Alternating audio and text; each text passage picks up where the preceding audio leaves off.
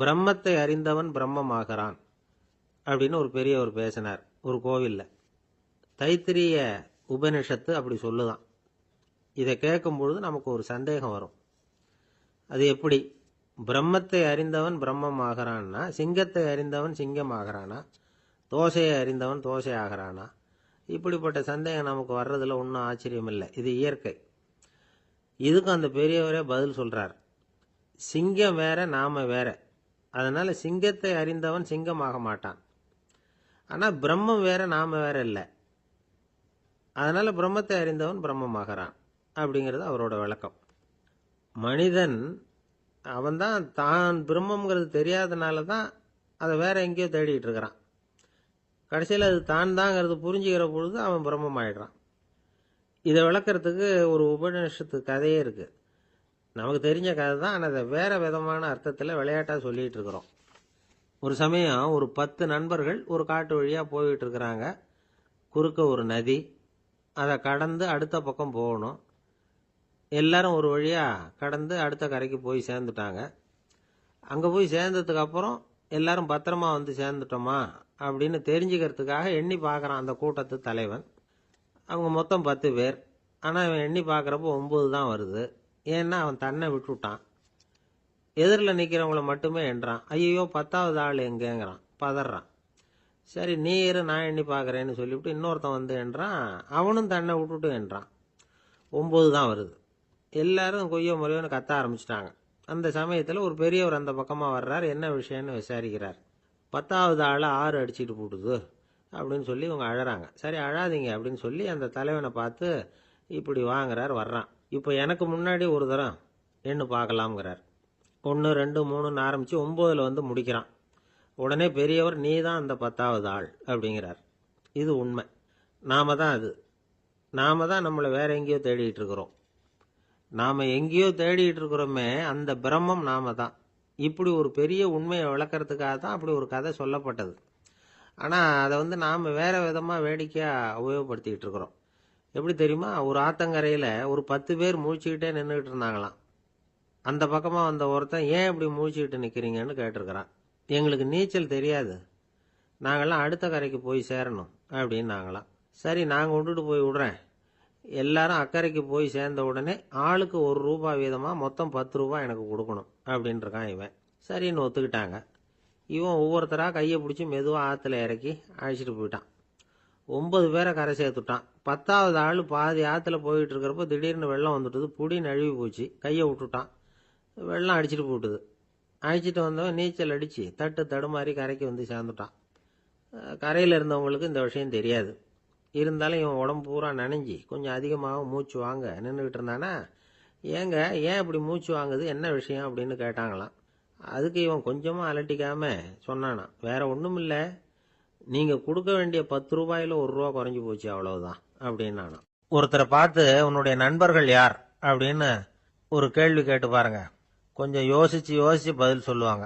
அவங்க கிட்டேயே உன்னுடைய எதிரிகள் யார் அப்படின்னு கேளுங்க, கடகடன்னு ஒப்பிச்சிருவாங்க. நம்ம மனசு இருக்க, அது எப்படின்னா நம்ம நண்பர்களை விட எதிரிகளை அது நல்லா ஞாபகத்தில் வச்சுக்கும். இது ஒரு ஆச்சரியமான உண்மை. உங்களால் நண்பர்களை மறந்துட முடியும், ஆனால் எதிரிகளை மறந்துட முடியாது. இது ஒரு வேடிக்கையான நிலைமை தான். அழகான தருணங்களை வந்து நாம் ஏன் மறந்துடுறோம்? இது இயற்கை. ஏன்னா நம்ம மனசு மலர்களை கவனிக்கிறது இல்லை, அதில் இருக்கிற முள்ளை தான் கவனிக்குது. தன்னை காயப்படுத்துகிற எதையும் அது உடனே கண்டுகொள்ளுது. ஒரு தெளிந்த சிந்தனையுடைய மனசு மிக அழகாக உள்ள எல்லாத்தையும் கவனிக்கும். அது நன்றியுடன் உணரக்கூடிய எல்லாத்தையும் பார்த்து குறிச்சிக்கும். இப்படிப்பட்டவங்க வாழ்க்கை இயல்பாகவே நல்லா அமையும். அது ரொம்ப அபூர்வம். மனசில் உள்ள ஒரு சிறிய அமைப்பை வந்து மாற்றுவதை பொறுத்து தான் இந்த விஷயம் அப்படிங்கிறார் ஓஷோ. ஒரு யூத கோவில் இருந்துதான். அது யூதர்களின் மடமாகவும் இருந்தது. அங்கே ஒரு தலைமை குரு, அவர் ரொம்ப கண்டிப்பானவர். அந்த கோவிலை ஒட்டி ஒரு தோட்டம். ஒரு நாள் காலையில் அந்த தோட்டத்தில் 2 இளம் யூதர்கள் நடந்து போய்கிட்டு இருக்கிறாங்க. காலையில் 1 மணி நேரம், மாலையில் 1 மணி நேரம் அவங்க அந்த தோட்டத்தில் நடக்கிறதுக்கு அனுமதி உண்டு. மற்ற நேரங்களில் அவங்க மத புத்தகங்களை படிக்கணும், பிற விதிமுறைகளை கடைபிடிக்கணும். அந்த 2 பேருமே தொடர்ந்து புகைப்பிடிக்கிற பழக்கம் உள்ளவங்க. ஆனால் கோவில் மடத்தில் இருக்கிறப்போ அவங்க புகைப்பிடிக்க முடியாது, அது கடுமையான குற்றம். சரி, நாம் தோட்டத்தில் இருக்கிறப்போவாவது புகைப்பிடிக்கலாமா அப்படின்னு ஒரு ஆசை அவங்க 2 பேருக்குமே. இருந்தாலும் பயம். இப்படி கேட்டால் மதகுரு என்ன சொல்லுவாரோ அல்லது என்ன செய்வாரோங்கிற பயம். இப்படியே கொஞ்ச நாள் ஆச்சு. ஒரு நாள் இந்த 2 பேரில் ஒருத்தன் ரொம்ப கலங்கி போய் அந்த கோவிலில் இருந்து வெளியில் வந்துக்கிட்டு இருந்தான். வந்தவன் நேராக தோட்டத்து பக்கம் போனான். அங்கே இன்னொருத்தன் ஆனந்தமாக புகை பிடிச்சிக்கிட்டு இருக்கிறான். அதை பார்த்து தான் இவனுக்கு அதிர்ச்சி. அட கடவுளே, என்ன இது, நீ கேட்காமலே ஆரம்பிச்சிட்டியா அப்படின்னா. இல்லை இல்லை, நான் கேட்டுவிட்டு தான் ஆரம்பிச்சிருக்கேன்னா அவன். அப்படியா, என்ன மனுஷன் இவர், நானும் தான் கேட்டேன், என்னை கண்ணாமுன்னான்னு திட்டிவிட்டார். இது என்ன கோவிலா இல்லை நரகமா? உனக்கு புகை பிடிக்கணும்னு ஆசையாக இருந்தால் நரகத்துக்கு போகணும்னு சொல்லிவிட்டார். அது சரி, உன்னை மட்டும் எப்படி அனுமதிச்சார் அப்படின்னு கேட்டான் இவன். அவன் சிரிச்சுக்கிட்டே, நீ எப்படி கேட்ட சொல்லு அப்படின்னா. நாம் இந்த தோட்டத்துக்கு வர அனுமதிக்கப்பட்டிருக்கிறதே ஜபத்துக்காகத்தானே, அதனால் நான் ஜபம் சொல்லும் பொழுது புகை பிடிக்கலாமா அப்படின்னு கேட்டேன். அதுக்கு தான் அவர் சத்தம் போட்டு என்னை அடிக்கவே வந்துட்டார் அப்படின்னா இவன். நீ ஒரு மாதிரியாக கேட்டிருக்க, நான் வேற மாதிரியாக கேட்டிருக்கிறேன். ஜபம் சொல்லும்போது புகை பிடிக்கலாமான்னு நீ கேட்டிருக்க. ஐயா, புகை பிடிக்கும் பொழுது ஜபிக்கலாமா அப்படின்னு நான் கேட்டேன். அதில் தப்பு ஒன்றும் இல்லை அப்படின்னு பதில் சொல்லிட்டார் அப்படின்னா.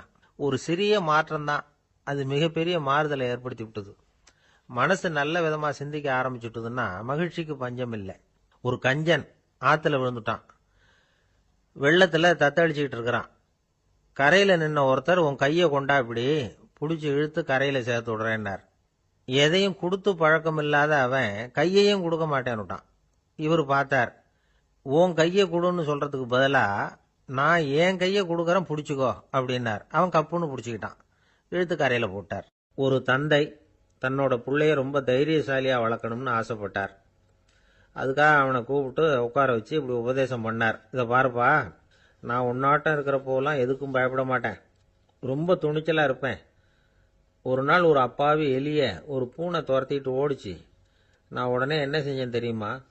அந்த பூனையை பிடிச்சேன், அது வாலில் ஒரு பட்டாசு சரத்தை கட்டினேன், கொளுத்தி விட்டேன், படபடன்னு வெடிக்க ஆரம்பிச்சுட்டுது. அது துள்ளிக்கிட்டு அங்கேயும் இங்கேயும் ஓடி இருக்கு பாரு ஓட்டம், ரொம்ப தமாஷு அப்படின்னார் அப்பா. இப்படி சொல்லிவிட்டு பையனை பார்த்து, இதை கேட்கறதுக்கு உனக்கும் துணிச்சல் வருதா, நான் என்னுடைய செயலை நீ கேட்குறப்போ உனக்கு துணிச்சல் வருதா அப்படின்னு கேட்டார். வருதுன்னா பையன். எப்படின்னா அப்படிங்கிற விவரத்தையும் சொன்னான் அவன். அதாவது, எலியை விரட்டினத்துக்காக பூனை வாலில் பட்டாசு கொளுத்துனீங்க நீங்க, பூனையை விரட்டினத்துக்காக உங்கள் கழுத்தில் பட்டாசு சரத்தை மாட்டினா என்னன்னு தோணுது எனக்கு அப்படின்னா பையன். பையனோட துணிச்சல் அப்பாவே நடுங்க வச்சுட்டுது. அது சரி, ஒரு அப்பா பிள்ளைக்கு இப்படியா உபதேசம் பண்ணுறது? எல்லாருக்கிட்டையும் அன்பா பழகிறது எப்படி அப்படின்னு சொல்லி கொடுக்கணும். பிஞ்சு உள்ளங்களில் நஞ்ச தூவலாமா? ஒரு நாள் விநாயகர் ஒரு பூனையோடு விளையாடிக்கிட்டு இருந்தாராம். அப்படி ஆசையாக விளையாடிக்கிட்டு இருந்தப்ப அவரோட கை நகம் தவறுதெல்லாம் பூனையோட முகத்தில் பட்டுட்டு தான். அது ஒரு சின்ன கீறலை உண்டாகி விட்டுது. அப்பா அவர் அதை ஒரு பெருசாக நினைக்கல. கொஞ்ச நேரத்துக்கு அப்புறம் விநாயகர் வீட்டுக்கு வந்தார். அவங்க அம்மா பார்வதி தேவியை பார்த்தார். பார்வதி தேவி கன்னத்தில் விரலால் கீறினது மாதிரி ஒரு அடையாளம் இருந்தது. விநாயகருக்கு அதிர்ச்சி, ஆச்சரியம். நம்ம அம்மா இந்த உலகத்துக்கே தாயார், அப்பேற்பட்ட அவங்க முகத்திலேயே கீறலை உண்டாக்கக்கூடியவங்க யாரா இருக்க முடியும் அப்படின்னு யோசனை பண்ணார். தாயே, உன்னுடைய கன்னத்தில் இந்த வடு எப்படிம்மா ஏற்பட்டதுன்னு கேட்டார். குழந்தாய், இது நீ செஞ்ச காரியம்தான்ப்பா, உன்னுடைய கை நகம் கீறினதுனால ஏற்பட்ட வடு தான் இது அப்படின்னாங்க அவங்க. விநாயகர் திடுக்கிட்டு போட்டார். எப்படிம்மா அது? நான் எந்த காலத்துலேயும் ஒன்று அப்படி கீறினதாக எனக்கு நினைவு இல்லையே அப்படின்னார். இன்னைக்கு காலையில் ஒரு பூனையை கீறினதை நீ மறந்துட்டியா அப்படின்னாங்க அந்த அம்மா. விநாயகர் திகைச்சு போய் நின்னார். பார்வதி தேவி சொன்னாங்க, இதை பார்ப்பா, இந்த உலகத்தில் இருக்கக்கூடிய எல்லா உயிர்கள்லேயும் நான் இருக்கிறேன், நான் தான் இந்த உலகமாக ஆகியிருக்கிறேன். ஆகையினால நீ யாரை துன்புறுத்தினாலும் அது உண்மையிலேயே என்ன துன்புறுத்தினதாக தான் வந்து முடியும் அப்படின்னாங்க. விநாயகர் மனசுக்குள்ள ஒரு வெளிச்சம் ஏற்பட்டு தான். அதுக்கப்புறம் அவர் யாரையுமே கல்யாணம் பண்ணிக்காததுக்கு அதுதான் காரணமா. இந்த உலகத்தில் எல்லாரையும், இங்கே இருக்கிற எல்லாத்தையும் தாயின் வடிவமாக அவர் பார்க்க ஆரம்பிச்சிட்டாராம். குருதேவர் ராமகிருஷ்ணர் இந்த கதையை எடுத்து சொல்லியிருக்கிறார். நபிகள் நாயகம் ஒரு தடவை ஒரு நாற்காலியில் உட்காந்து என்னமோ யோசனை பண்ணிட்டு இருந்திருக்கிறார். அப்போ அவரோட உடையில ஒரு கீழ்ப்பகுதி தரையில் படிஞ்சு கிடந்திருக்குது. அங்கே விளையாடிக்கிட்டு இருந்த ஒரு பூனை அது மேலே வந்து படுத்து தூங்கி போச்சு. தொழுகை செய்ய வேண்டிய நேரம் வந்துட்டது. நபிகள் நாயகம் எழுந்திருக்க பார்த்தார். அப்போதான் பூனை தன்னோட உடை மேலே படுத்து தூங்கிட்டு இருக்கிறது கண்ணில் படுது. பூனையோட தூக்கத்தை கலைக்க விரும்பல அவர். தன்னுடைய சகோதரியை கூப்பிட்டார். ஒரு கத்திரிக்கோல் எடுத்துட்டு வர சொன்னார். பூனை படுத்திருந்த உடை பகுதி மட்டும் இருக்குல்ல, அதை மட்டும் அதோட கத்திரிச்சு விட்டுட்டு அதுக்கப்புறம் அவர் எழுந்திரிச்சு தொழுகைக்கு போனாராம். அதாவது பிற உயிர்கள்கிட்ட எப்படி அன்பு காட்டணுங்கிறத பெரியவங்க எவ்வளவோ விதத்தில் நமக்கு எடுத்து காட்டியிருக்கிறாங்க.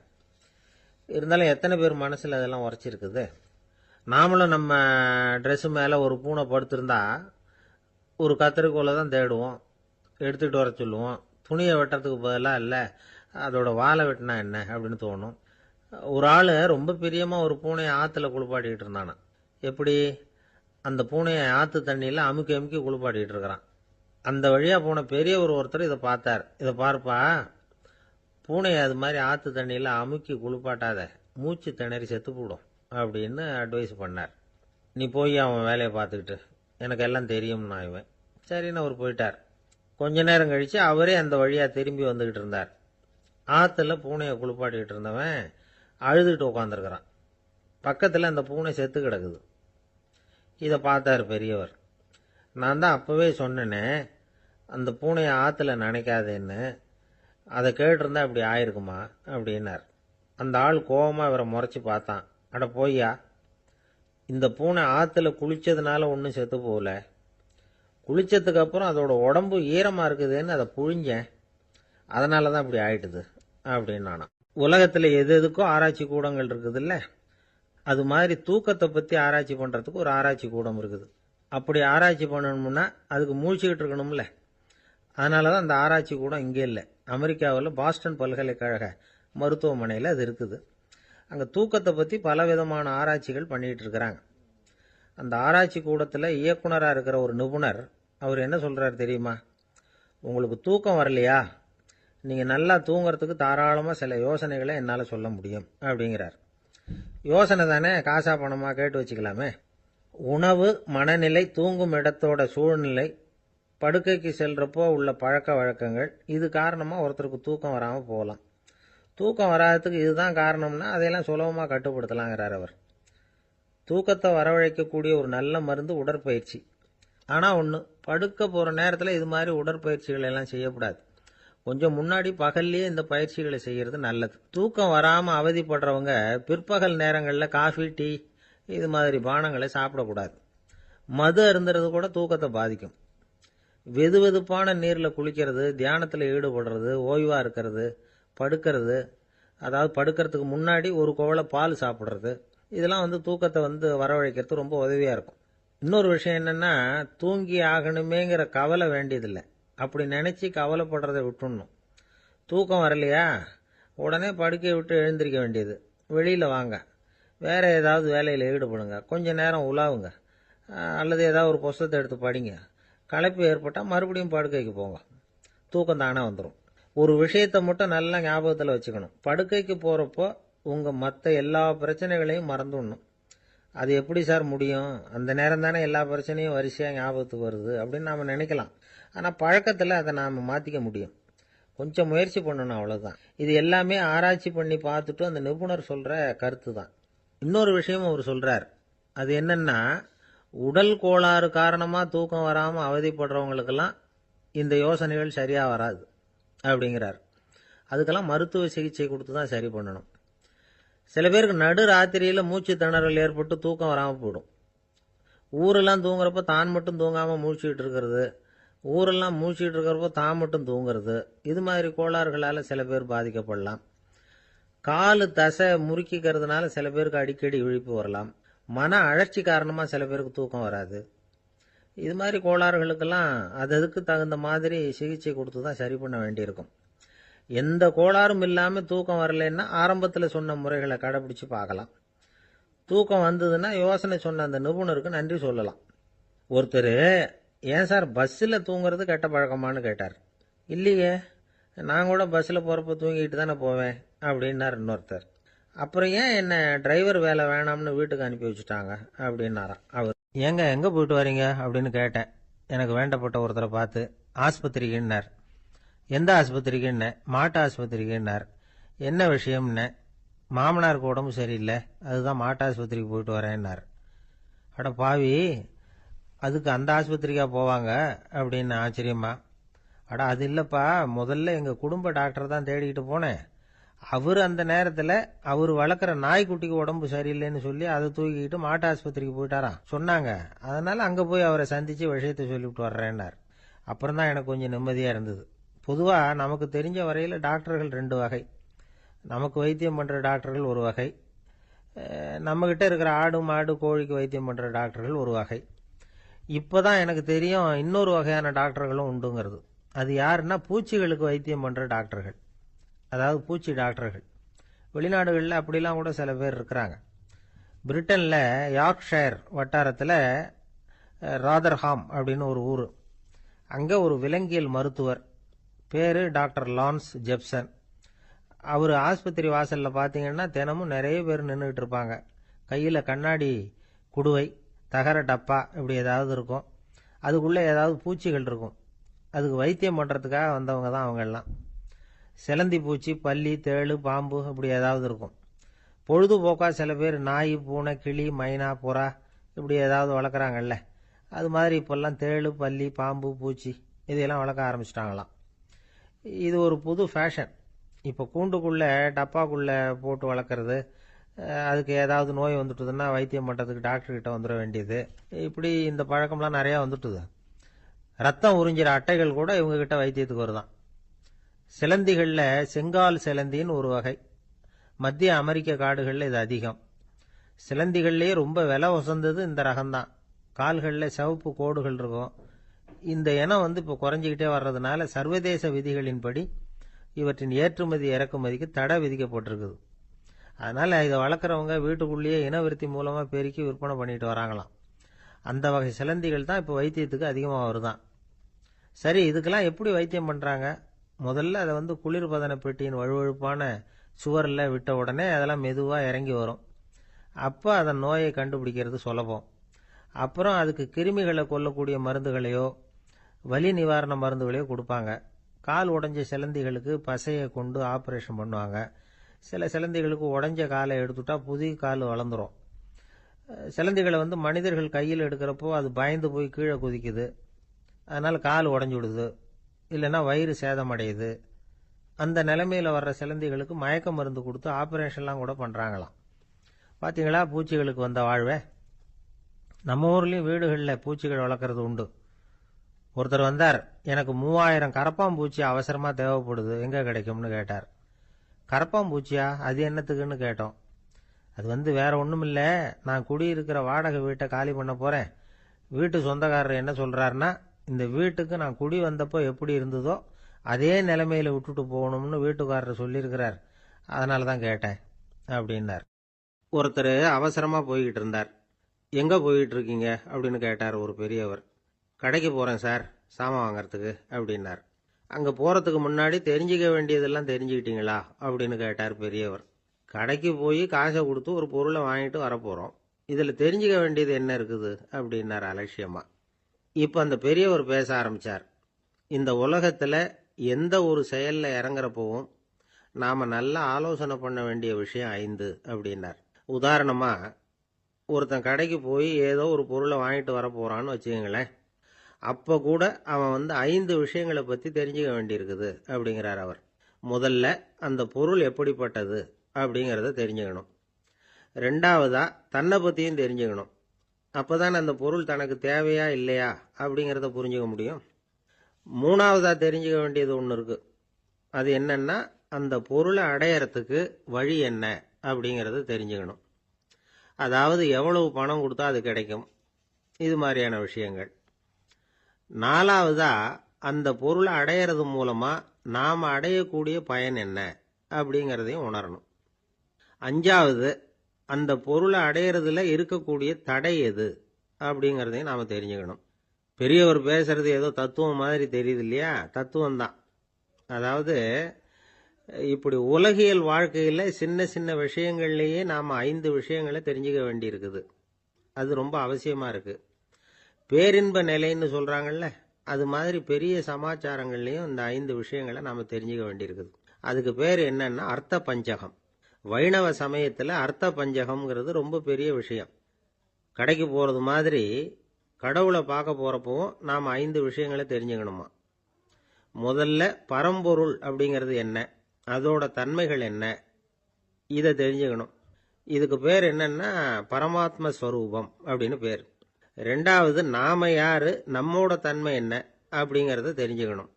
நான் யாருன்னு எனக்கே தெரியலங்கிறப்போ இதை நான் சொல்றேன்னு இது என்னுடையதுன்னு சொல்றது தப்பு தானே. அப்புறம் மூணாவது விஷயம், பரம்பொருளை நாம் அடையறதுக்கு வழி எது, இது தெரிஞ்சுக்கணும். இது உபாய ஸ்வரூபம் அப்படின்னு பேர். நாலாவது விஷயம், நாம் அடைய வேண்டிய பயன்கள் என்ன அப்படிங்கிறது தெரிஞ்சுக்கிறது.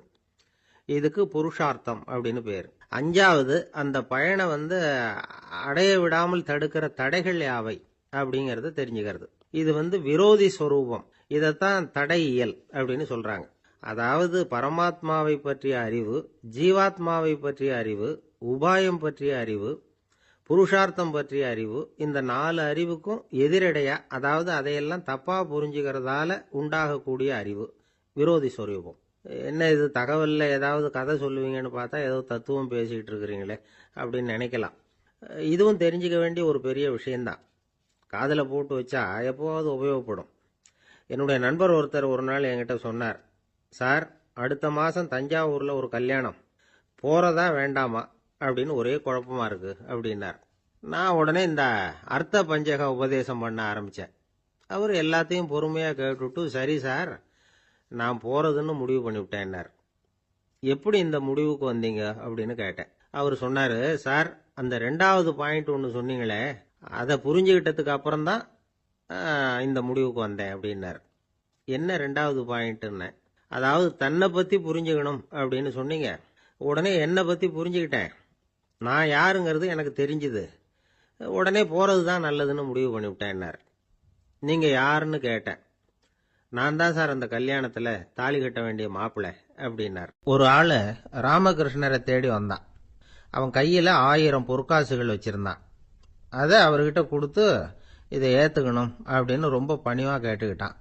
அவர் பார்த்தார், இது எனக்கு தேவையில்லை, ஆனாலும் உன்னுடைய மனசை புண்படுத்துறதுக்கு நான் விரும்பலை, அதனால் நீ கொடுக்கறத வாங்கிக்கிறேன்னார்.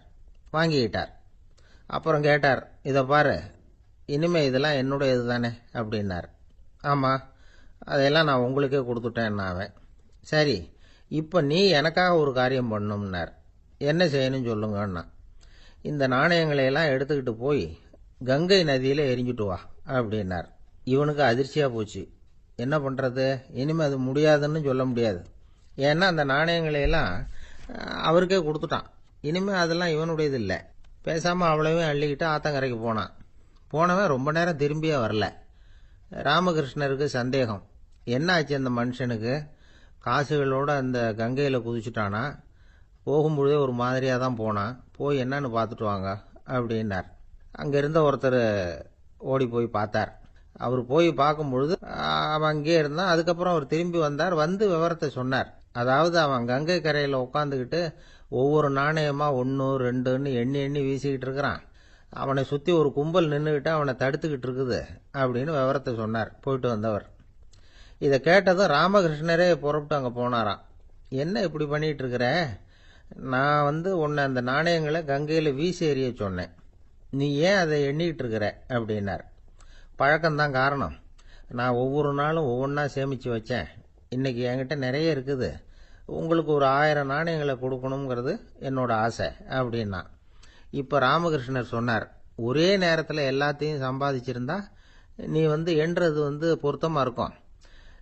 எல்லாத்தையும் இழக்கும் போது ஒவ்வொன்றா எண்ணிக்கிட்டு இழக்கிறதுங்கிறது சரியான செயல் இல்லை. அதனால் ஒரே தடவையாக எல்லாத்தையும் தூக்கி எறிஞ்சிடும் அப்படின்னார். இது இழப்பது அப்படிங்கிற ஒரு உயர்ந்த நிலை. இதை நாம் யதார்த்த வாழ்க்கையில் சம்பந்தப்படுத்தி பார்த்து குழப்பிக்கிட்டு இருக்கக்கூடாது.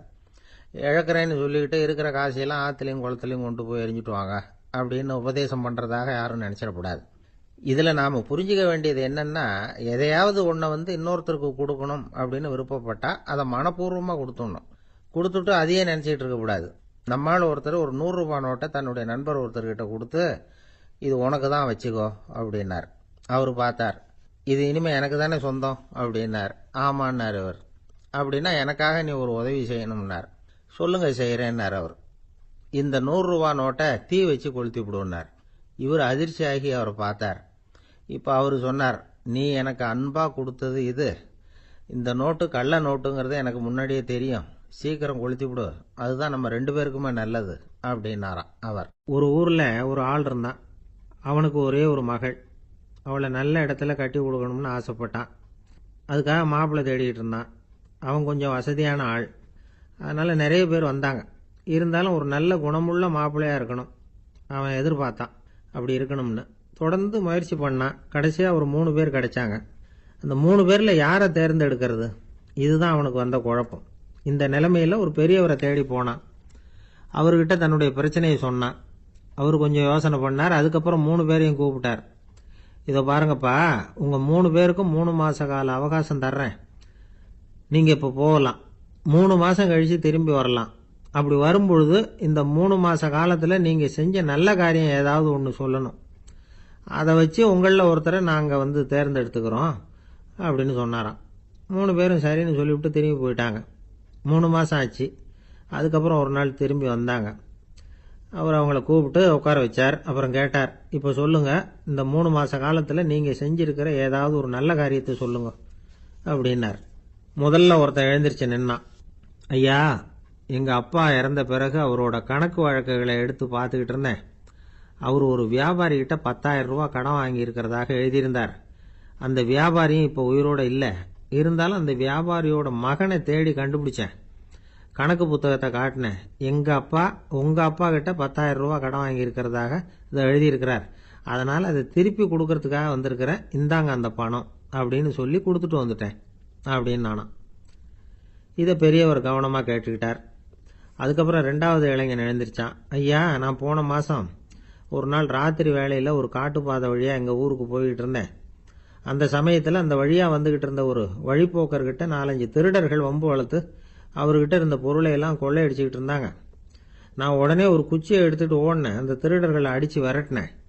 பொருளை எல்லாம் மீட்டு அந்த வழிப்போக்கர்கிட்ட ஒப்படைச்சேன். அவரை பத்திரமா அழைச்சிட்டு போய் அவர் வீட்டில் விட்டுட்டு வந்தேன் அப்படின்னு நானும். இதையும் பெரியவர் கவனமாக கேட்டுக்கிட்டார். அடுத்தபடியாக 3வது இளைஞன் எழுந்திருச்சான். ஐயா, போன மாதம் ஒரு நாள் நான் ஒரு மலைப்பாதை வழியாக போய்கிட்டு இருந்தேன். மலைப்பாதை விளிம்பில் ஒரு மதகு கட்டை, அது மேலே ஒரு ஆள் படுத்து தூங்கிட்டு இருந்தான். அந்த பக்கம் தவறி உருண்டு விழுந்திருந்தான்னா அதில் பாதாளம். அது மலையடி வாரத்தில் போய் தான் விழணும். அவ்வளவு பள்ளம். அது தெரியாமல் அவன் பாட்டுக்கு தூங்கிட்டு இருந்தான். நான் உடனே அவன்கிட்ட ஓடி போய் குனிஞ்சு அவன் முகத்தை பார்த்தேன். அப்போ தான் புரிஞ்சுது, அவன் ஏற்கனவே எனக்கு தெரியும். அவனை எனக்கு நிறைய கெடுதல் பண்ணியிருக்கிறான், இடைஞ்சல் கொடுத்தவன். இருந்தாலும் ஐயோ பாவம்னு நினச்சி அவனை எழுப்பி பாதுகாப்பாக வேற ஒரு இடத்துல படுக்க வச்சுட்டு வந்தேன் அப்படின்னு நானும். பெரியவர் இதையும் கேட்டுக்கிட்டார். அதுக்கப்புறம் அவங்க 3 பேரையும் பார்த்து, நீங்கள் போகலாம், நாங்கள் யோசித்து முடிவு பண்ணி உங்களுக்கு சொல்லி அனுப்புகிறோம் அப்படின்னாராம். அந்த இளைஞர்கள் புறப்பட்டு போயிட்டாங்க. அதுக்கப்புறம் அந்த பெண்ணோட அப்பாவை பார்த்து சொன்னார், இந்த 3 பேருமே நல்ல பிள்ளைங்க தான், அதில் ஒன்றும் சந்தேகம் இல்லை. இருந்தாலும் இந்த 3 பேர் செஞ்ச செயல்களையும் ஒப்பிட்டு பார்க்க வேண்டியிருக்கு. முதல் இளைஞன் நேர்மைக்கு எடுத்துக்காட்டாக விளங்குறான். இந்த காலத்தில் இது மாதிரி இளைஞர்களை பார்க்கறது ரொம்ப கஷ்டம்தான். இருந்தாலும் அவன் கடமையை தான் செஞ்சான். 2வது இளைஞன் நல்ல வீரன், தைரியசாலி. ஒரு வீரன் எதை செய்யணுமோ அதைத்தான் இவன் செஞ்சான். இவன் ஒரு லட்சிய மனிதன். 3வது இளைஞன் தன்னுடைய பகைவனுக்கே உதவி செஞ்சிருக்கான். அவன் உயிரை காப்பாற்றியிருக்கிறான். பகைவனுக்கு அருள்வதுங்கிறது ஒரு சாதாரண மனுஷனால் செய்யக்கூடிய காரியம் இல்லை. பகையை மறக்கிறதும் பகைவனுக்கு அருள்வதும் தெய்வீக பண்புகள்.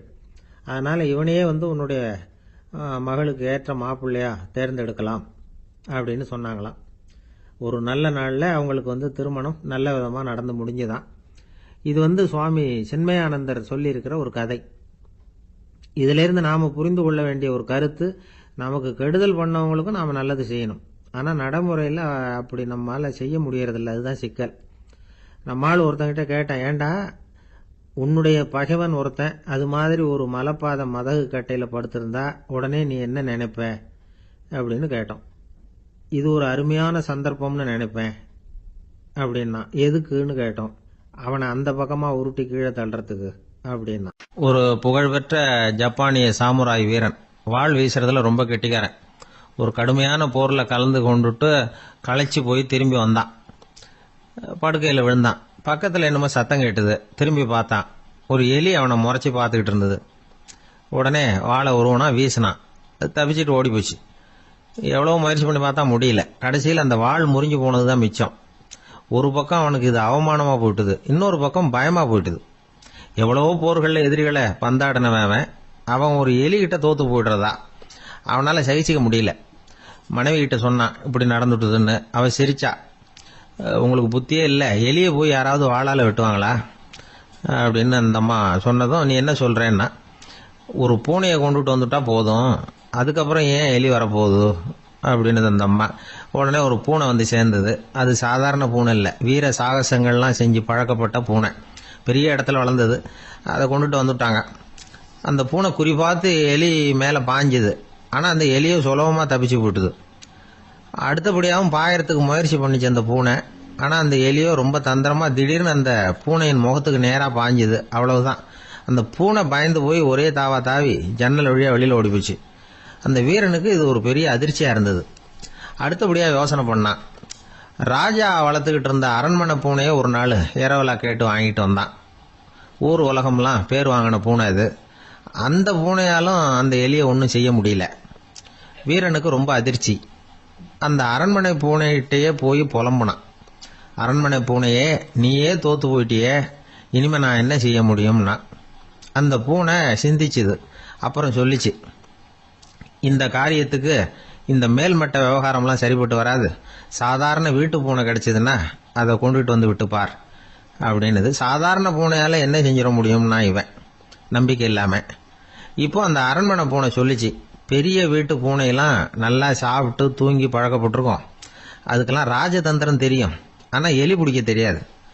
அதுக்கான வளர்ப்பும் இல்லை, பயிற்சியும் இல்லை. ஏன்னா அதுக்கெல்லாம் பசி கிடையாது. சாதாரண வீட்டு பூனை அப்படி இல்லை, பசிக்கு ஆகாரம் தேடி அலையும். எலிகளை பிடிச்சி சாப்பிட்டுட்டு தான் உயிர் வாழும்.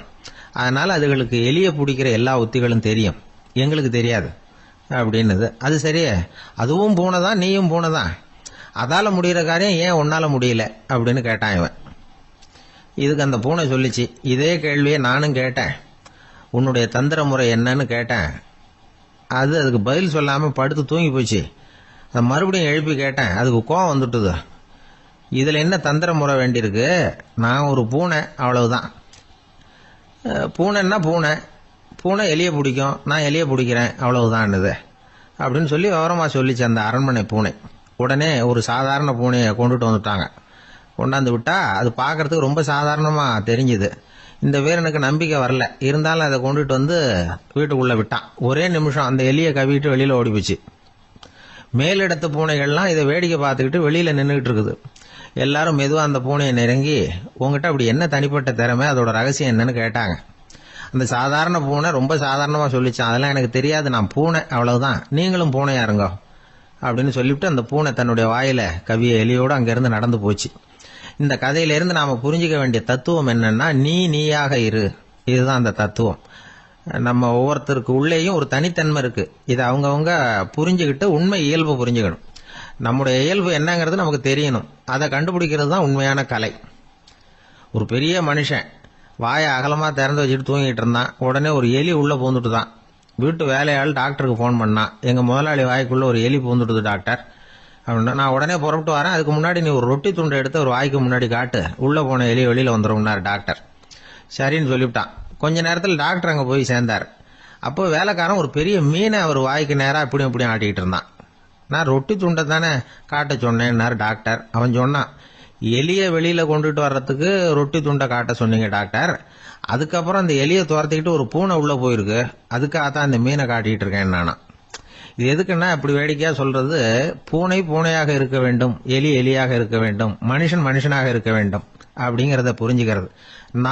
நாமாக இருக்கிற வரை வெற்றி நிச்சயம். ஒரு நண்பர் ஆனந்தமா சிகரெட் பிடிச்சிக்கிட்டு இருந்தார். இந்த பழக்கத்தை விட்டுடுங்களேன் அப்படின்னு சொல்லி பார்த்தோம். விட்டுடலாம்னு தான் பாக்குறேன், ஆனா முடியலையேன்னார். மனசு வச்சா எல்லாம் முடியும் அப்படின்னோம். அவர் கொஞ்ச நேரம் யோசனை பண்ணார். அப்புறம் சொன்னார், சரி சார், இதுதான் நான் பிடிக்கிற கடைசி சிகரெட் அப்படின்னு சொல்லி ரொம்ப அழுத்தமா புகையை உள்ளுக்கு இழுத்தார். அதுக்கப்புறம் அந்த துண்டு சிகரெட்டை வீசி எறிஞ்சுட்டார். ஒருத்தர் இது மாதிரி தீர்மானம் பண்ணி தன்னுடைய கடைசி சிகரெட்டை தூக்கி எறிஞ்சுட்டாருன்னா அது ஒரு பெரிய விஷயம்தான். அதுக்கு பிறகு அவர் உடம்புல படிப்படியா என்னென்ன மாற்றங்கள் நடக்கும் அப்படிங்கறத பத்தி ஒரு விவர பட்டியலே வெளியிட்டு இருக்கிறாங்க. அது என்ன விவரம் தெரியுமா? ஒருத்தர் புகைப்பிடிக்கிற பழக்கத்தை நிறுத்துறாருன்னு வச்சுங்க. அப்படி அவர் நிறுத்தின 20 நிமிடங்களுக்குள்ள உயர் ரத்த அழுத்தம், உடல் வெப்பம், நாடி துடிப்பு இதெல்லாம் சரியான நிலைமைக்கு வந்துருதான். 8 மணி நேரத்துக்குள்ள இந்த ஸ்மோக்கர்ஸ் பிரீத் அப்படிங்கிற தன்மை மறைஞ்சிருதான். ரத்தத்துல உள்ள கார்பன் மோனாக்சைடு அளவு குறையுதான், ஆக்சிஜன் அளவு கூடுதான், சரியான அளவுக்கு வந்துருதான். ஒருத்தர் கடைசி சிகரெட்டை தூக்கி எறிஞ்சுட்டாருன்னா 24 மணி நேரத்துக்குள்ள மாரடைப்பு ஏற்படுறதுக்கான வாய்ப்பு குறைஞ்சுடுதான். 48 மணி நேரத்துக்குள்ள உணர்வு நரம்புகளின் முனைப்பகுதிகள் மறுபடியும் ஒன்னு சேர்ந்துருதான். அதனால நாக்கு சுவை உணர்வு, மூக்கின் முகரும் சக்தி இதெல்லாம் மேம்படுதான், நல்ல நிலைமைக்கு வந்துருதான். சிகரெட்டை நிறுத்தின 3 நாளுக்குள்ள மூச்சு விடுறது சுலபமாயிடுதான். இப்படி அவங்க பட்டியல் நிறைய சொல்றாங்க. 2 அல்லது 3 மாசத்துக்குள்ள என்ன ஆகும் தெரியுமா? ரத்த ஓட்டம் மேம்படுது, நடக்கிறது சுலபமாயிடுது. நுரையீரல் கொள்ளளவு 30% அதிகரிக்குது. 1 to 9 மாசத்துக்குள்ள சுவாச குறைபாடுகள் நீங்குது.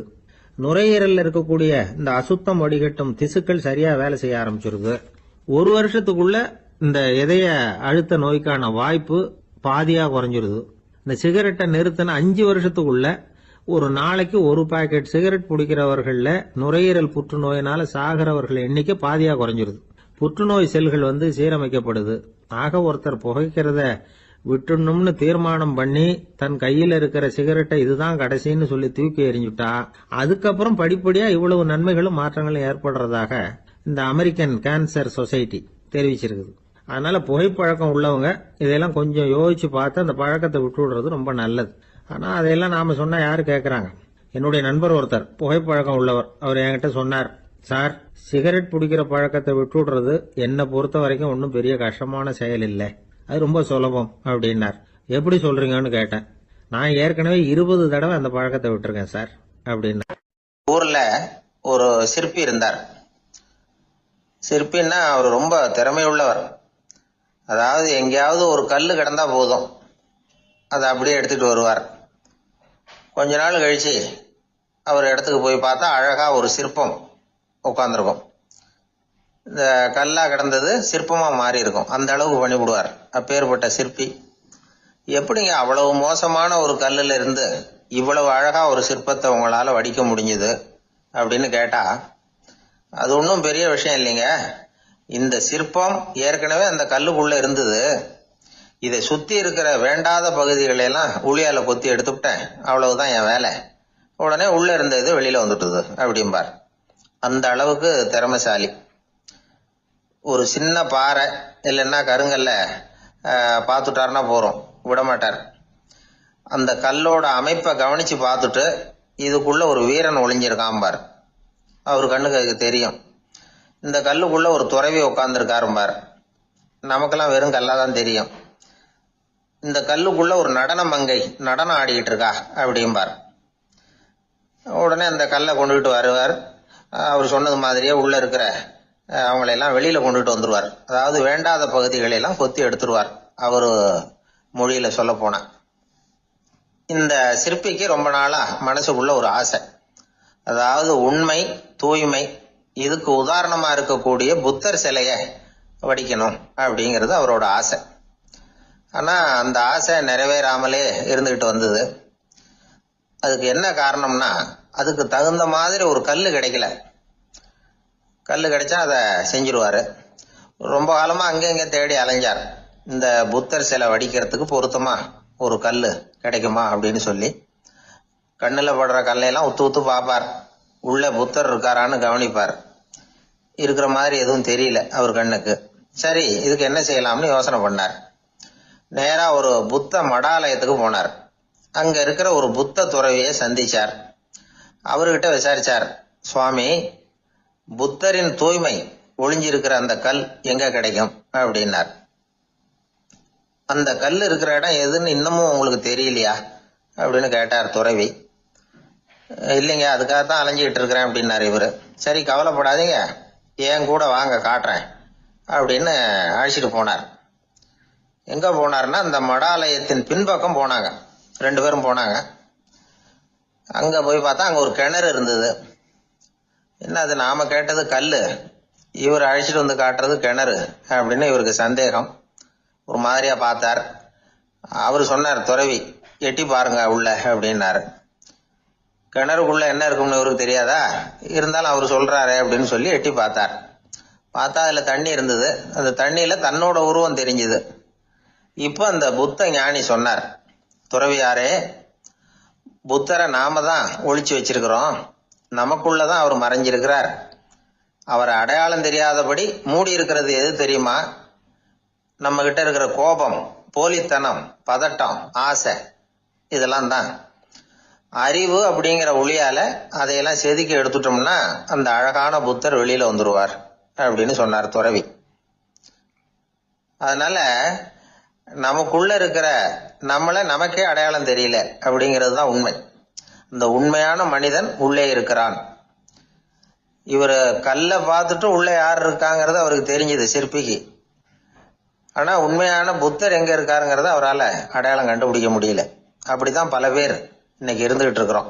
ஒரு அப்பா தன்னுடைய பிள்ளைக்கு புத்தி சொன்னார், அதோ பாருப்பா, மனசுதான் கல்லு, அறிவு தான் ஒளி. உன்னுடைய மனசுங்கிற கல்லை அறிவுங்கிற ஒளியால செதுக்கி அழகான மனிதனா நீ வெளியில வரணும்னார். அதுக்காக தான்ப்பா தேடிட்டு இருக்கேன்னா அவன். மனசுங்கிற கல்லை தேடிக்கிட்டு இருக்கிறியா அப்படின்னு கேட்டார். இல்லப்பா, அறிவுங்கிற ஒளி எங்க இருக்குன்னு தெரியல எனக்கு, அதை தான் தேடிக்கிட்டு இருக்கிறேன் அப்படின்னு நானா. அதனால அறிவை தேடிக்கிட்டு இருக்கிறவன் என்னைக்கு உண்மையை கண்டுபிடிக்க போறான்? அதையே கண்டுபிடிக்க முடியலங்கும் பொழுது. அதனால நாம் யார் அப்படிங்கறது நமக்கு அடையாளம் தெரியணும். அந்த அடையாளம் தெரிஞ்சுட்டா வாழ்க்கையில வெற்றி நிச்சயம். எனக்கு வாழ்க்கையே வெறுத்து போச்சு சார் அப்படின்னு சொல்லிட்டு ஒருத்தர் வந்தார். வந்து கொஞ்ச நேரம் பேசினதுக்கு அப்புறம் அவர் அப்படி சொல்லியிருந்தா அதுல ஒரு அர்த்தம் இருந்திருக்கும். வர்றதுக்கு முன்னாடியே வாழ்க்கை வெறுத்து போச்சுன்னு சொல்லிட்டு வர்றார். என்ன சார் விஷயம்னு விசாரிச்சோம். எங்க வீட்டில் தினம் 3 வேளையும் ஒரே மாதிரி சாப்பாடு சார், வித்தியாசமே கிடையாது. இப்படியே 3 மாசமா சாப்பிட்டுக்கிட்டு இருக்கிறேன். அதை விட பட்டினி கிடந்து செத்துடலாம்னு தோணுது அப்படின்னார். ஒரு பெரியவர் சொன்ன தத்துவத்தை சொல்றதுக்கு ஆள் கிடைக்காம தவிச்சுக்கிட்டு இருந்தோம். இப்போ ஒருத்தர் கிடைச்சிட்டார், விட்டுலாமா? உடனே அவரை உட்கார வச்சு சொல்ல ஆரம்பிச்சிட்டோம்.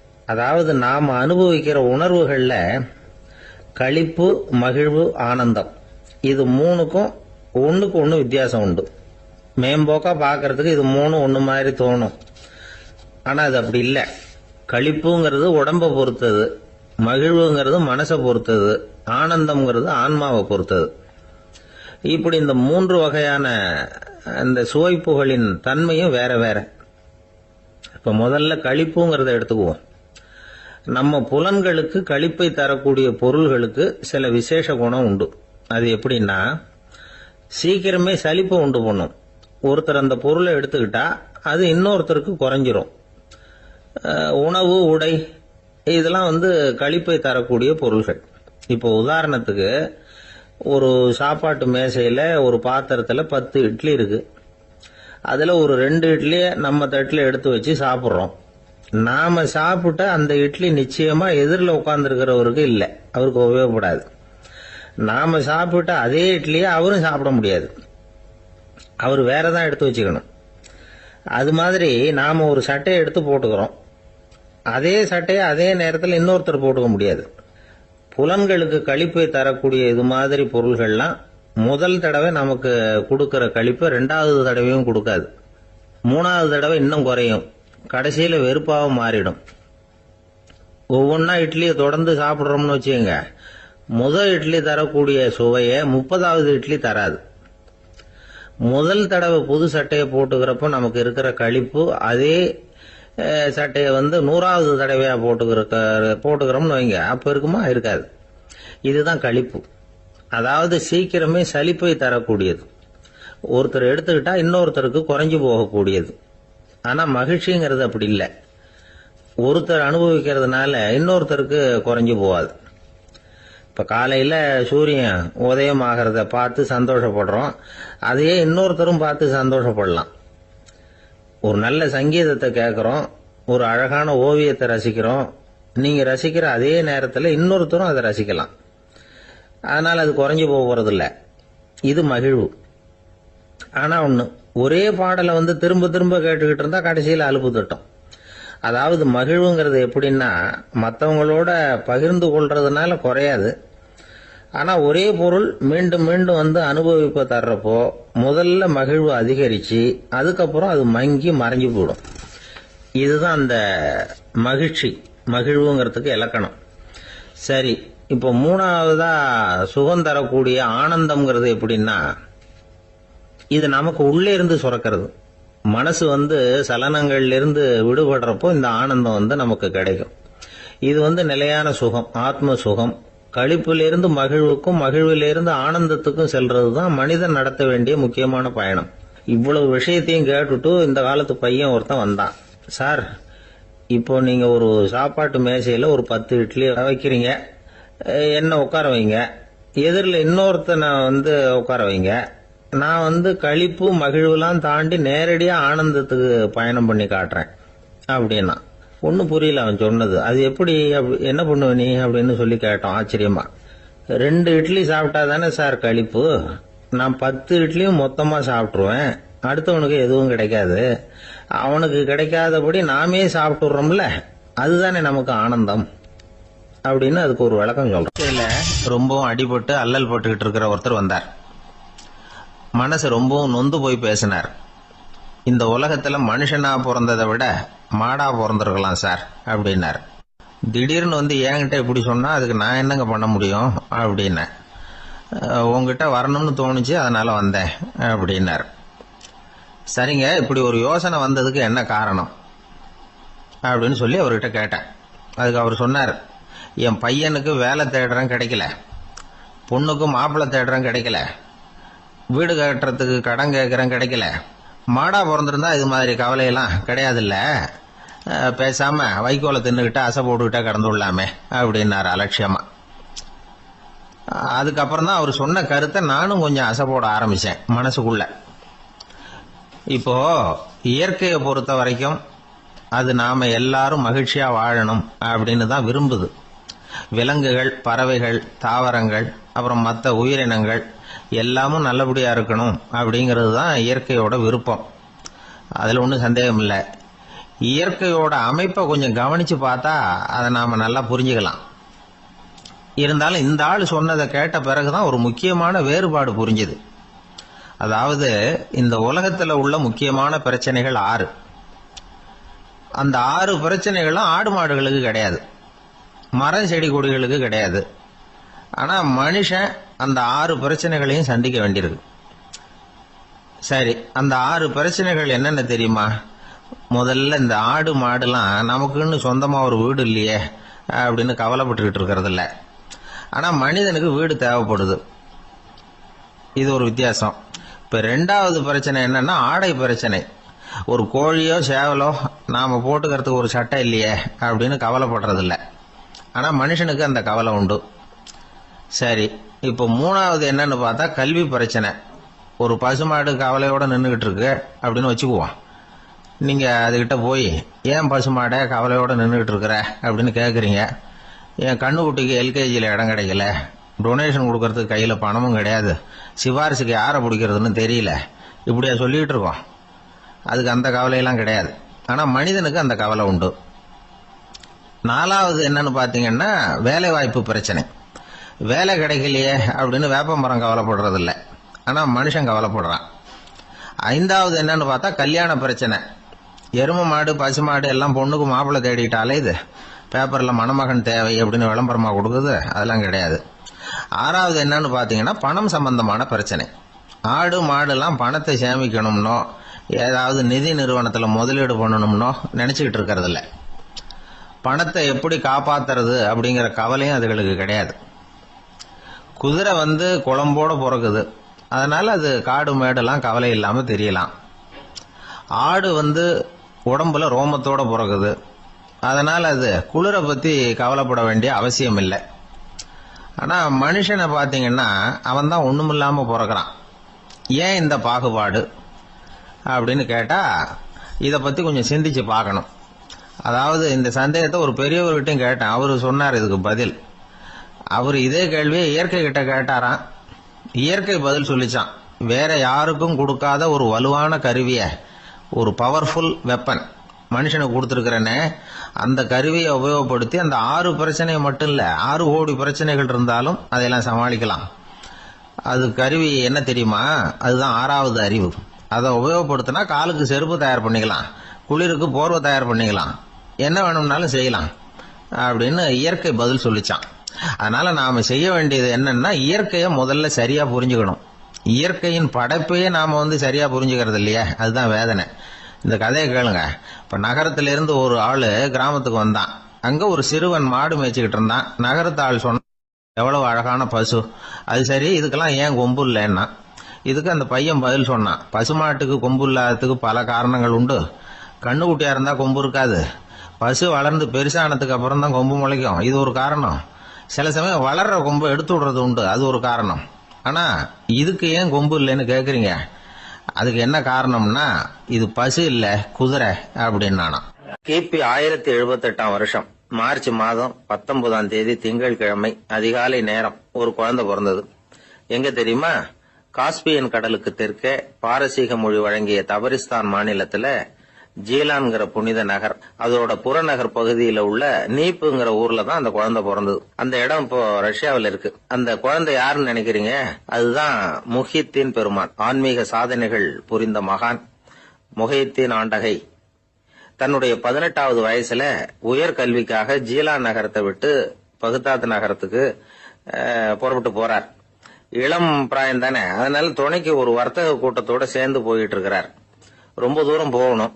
ஒவ்வொரு இடமா தங்கி தங்கி போயிட்டு இருக்கிறாங்க. ஒரு இடத்துல ஒரு கொள்ள கூட்டம் பயங்கரமான ஆயுதங்களோட அவங்கள வழிமறிச்சுட்டுது. அந்த வர்த்தக கூட்டம் வச்சிருந்த பொருள்களை எல்லாம் அவங்க பறிச்சு விடுறாங்க. இவங்களும் பயந்துகிட்டு இருந்தது எல்லாத்தையும் அவங்க கிட்ட கொடுத்து விடுறாங்க. முஹித்தீன் ஆண்டகை மட்டும் இதையெல்லாம் பார்த்துக்கிட்டு தனியா ஒதுங்கி நிக்கிறார். ஒரு 18 வயசு பையன் மட்டும் இப்படி தனியா அநாத சிறுவன் மாதிரி நின்றுட்டு இருக்கிறத அந்த கொள்ளை கூட்டத்துல இருந்த ஒருத்தன் பாக்குறான். கிட்ட நெருங்கி வர்றான். அலட்சியமாவும் கிண்டலாவும் உங்ககிட்ட ஏதாவது இருக்குதா அப்படின்னு கேக்குறான். இவங்கிட்ட என்ன இருக்க போகுது அப்படிங்கிற நம்பிக்கையில அவன் அப்படி கேக்குறான். உடனே இவரு ஓ இருக்குதே, என்கிட்ட 40 தீனார் இருக்கு அப்படிங்கிறார். இப்படி சொல்லியும் அந்த கொள்ளைக்காரனுக்கு நம்பிக்கை வரல. என்னடா விளையாடாத, பொய் சொல்லாத, உண்மையை சொல்லு அப்படிங்கிறான் அவன். உண்மையைத்தான் சொல்றேன், என்கிட்ட 40 தீனார் இருக்கு அப்படிங்கிறார் இவர். எங்க வச்சிருக்கிற அப்படின்னு கேக்குறான். சட்டையின் விழாப்புறத்துல உள்ள பகுதியில அதை வச்சு தச்சிருக்கிறாங்க அப்படின்னு உண்மையை சொல்றார். உடனே கொள்ளை கூட்ட தலைவன் அதை கத்தியால கீறிப்பார் அப்படின்னு உத்தரவு போடுறான். அந்த சட்டையை கிழிக்கிறாங்க. உள்ள இருந்து 40 பொற்காசுகளும் பொல பொலன்னு கீழே கொட்டுச்சு. அதை பார்த்த உடனே அந்த கொள்ளை கூட்ட தலைவன் மலைச்சு போய் நின்னுட்டான்.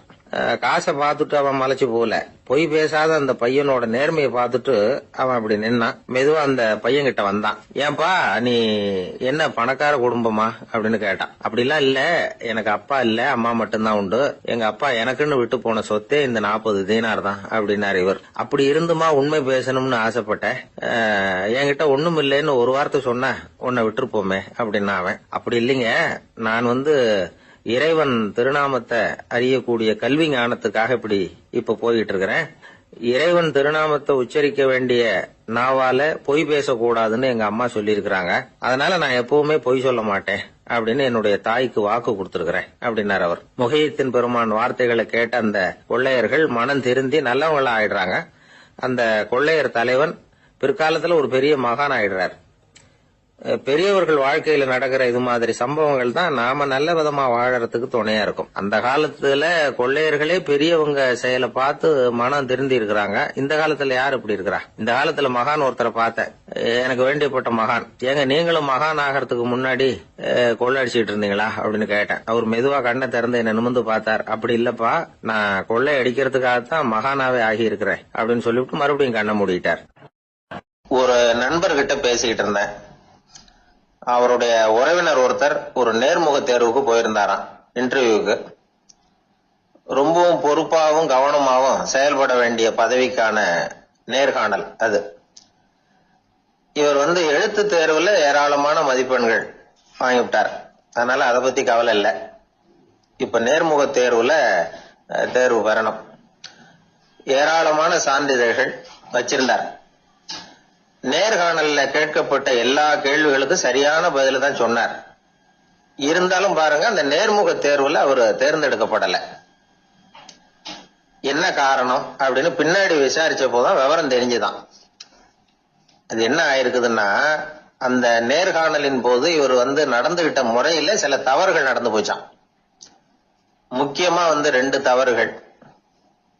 ஒண்ணு, அவங்க ஒரு கேள்வியை கேட்டு முடிக்கிறதுக்குள்ளேயே இவர் பதில் சொல்ல ஆரம்பிச்சுட்டாராம். 2வது என்னன்னா, இவர் நாற்காலியில தாராளமா இயல்பா சாஞ்சி உட்காராம நாற்காலி முனையில உட்கார்ந்து இருந்தாராம்.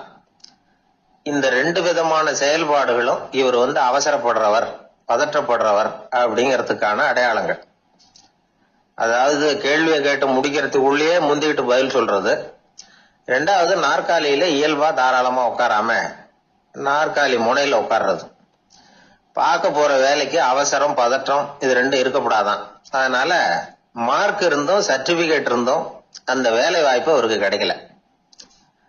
வேலை கொடுக்கறவங்க நம்ம கிட்ட இருந்து என்னதான் எதிர்பார்க்கறாங்க, இத தெரிஞ்சு வச்சுக்கிறது நல்லது. முதல்ல மற்றவர்களுடன் தொடர்பு கொள்ளும் திறமை, அதாவது எபிலிட்டி டு கம்யூனிகேட். நீங்க நினைக்கிறத அழகா தொகுத்து வகைப்படுத்தி சொல்ல தெரியுதான்னு பாப்பாங்க. உங்க திட்டங்களை அடுத்தவங்க ஏற்றுக்கொள்ளக்கூடிய விதத்துல வெளிப்படுத்துறதுக்கு உங்களால முடியுதான்னு பாப்பாங்க. இதுக்கு என்ன செய்யறது? குழப்பம் இல்லாம சிந்திக்கணும், குழப்பம் இல்லாம பேசணும். 2வது விஷயம் என்னன்னா புத்திசாலித்தனம், அதாவது இன்டெலிஜென்ஸ். ஏத்துக்க போற வேலையை நல்ல விதமா செய்ய முடியுமா உங்களால, அதை எந்தெந்த வழியில செய்யலாம் அப்படிங்கறத உங்களால தீர்மானிக்க முடியுமா, அந்த வேலைக்கான புது புது யோசனைகளை உங்களால சொல்ல முடியுமா அப்படின்னு பாப்பாங்க. இது இன்டெலிஜென்ஸ். 3வது தன்னம்பிக்கை, அதாவது செல்ஃப் கான்பிடன்ஸ். உங்களுக்கு அது உண்டா அப்படிங்கறத கவனிப்பாங்க. எந்த சூழ்நிலையையும் சமாளிக்கணும், எப்படிப்பட்ட மனிதர்களையும் சமாளிக்கிற தைரியம் வேணும், அடுத்தவங்களை நமக்கு சாதகமா திருப்பக்கூடிய தன்னம்பிக்கை வேணும். 4வது பொறுப்புகளை முன்வந்து ஏற்றுக்கொள்ளுதல், வில்லிங்னஸ் டு அக்செப்ட் ரெஸ்பான்சிபிலிட்டி. பொறுப்புகள்ல இருந்து நழுவி போக ஆசைப்படாம செஞ்சு முடிக்கணும். 5வது முன் வருதல், இனிஷியேட்டிவ். வேலையோட முக்கியத்துவம் உணர்ந்து அதை ஏத்துக்கிட்டு தகுந்த நடவடிக்கைகளை தயங்காம எடுக்கிறதுக்கு முன் வரணும். 6வது என்னன்னு கேட்டீங்கன்னா தலைமைத்துவம், லீடர்ஷிப். 4 பேருக்கு தலைமை தாங்கி நல்ல விதத்துல நடந்துக்க தெரியுதா. 7வது கற்பனை திறன், இமேஜினேஷன். சில பிரச்சனைகள் வரக்கூடும் அப்படின்னு முன்கூட்டியே யூகிச்சு அதுக்கு தகுந்த மாதிரி நடவடிக்கை எடுக்கிற திறமை உண்டா அப்படிங்கறத பாப்பாங்க. 8வது என்னன்னா வளைந்து கொடுத்தல், பிளெக்சிபிலிட்டி. சூழ்நிலைக்கு தகுந்த மாதிரி, மாற்றங்களுக்கு தகுந்த மாதிரி அனுசரிச்சு நடந்துக்கிறதுக்கு தெரியுதா உங்களுக்கு அப்படிங்கறத கவனிப்பாங்க. அடுத்தது திறமைகளை வெளிக்கொணரும் திறமை, இன்டர்பர்சனல் ஸ்கில்ஸ். அடுத்தவங்க கிட்ட இருக்கிற திறமையை கண்டுபிடிச்சு அதை நல்ல விதத்துல ஊக்கப்படுத்தி பயன்படுத்த தெரியுதா அப்படின்னு பாப்பாங்க. 6வது சுய அறிவு, செல்ஃப் நாலேஜ். அடுத்தவங்க நம்மளை பத்தி என்ன நினைக்கிறாங்க அப்படிங்கறத நம்மால புரிஞ்சுக்க முடியுதாங்கிறது முக்கியம். அடுத்தது போட்டி மனப்பான்மை, காம்படிட்டிவ்னஸ். அடுத்தவங்களை ஒப்பிட்டு பார்த்து அதை விட ஒரு படி மேல வரணுங்கிற குணம் வேணும். இதுக்கு அடுத்தது என்னன்னா குறிக்கோளை வெல்லுதல், கோல் அச்சீவ்மெண்ட். குறிக்கோளை சவாலா எடுத்துக்கிட்டு அதை அடையணும். அப்புறம் வேறுபட்ட திறமைகள், ஒகேஷனல் ஸ்கில்ஸ். பதவிக்கு வேண்டிய திறமைகள் தவிர மற்ற திறமைகள் எதுவும் உண்டாங்கிறது முக்கியம். நமக்கு வேலை கொடுக்கணும்னு நினைக்கிறவங்க நம்ம கிட்ட இருந்து இவ்வளவும் எதிர்பார்ப்பாங்க. அதுக்கு தகுந்த மாதிரி நம்மளை நாமே தயார்படுத்திக்கணும். எனக்கு வேண்டப்பட்ட ஒருத்தர் ஒரு இன்டர்வியூக்கு போயிட்டு வந்தார், நேர்காணலுக்கு. எப்படி இருந்தது இன்டர்வியூன்னு விசாரிச்சேன். நான் போனேன், அவர் கேட்ட எல்லா கேள்விக்கும் அவர் எதிர்பார்த்தது மாதிரி எல்லா பதிலையும் சொன்னேன். கடைசியா நான் எதிர்பார்க்காத ஒரு தகவலை அவர் சொன்னார் அப்படின்னாரு. என்னன்னு கேட்டேன். அவரும் என்ன மாதிரியே இன்டர்வியூக்கு வந்தவர் தானா, சும்மா என்ன கேள்வி கேட்டுக்கிட்டு உட்காந்துருந்தாராம் அப்படின்னார்.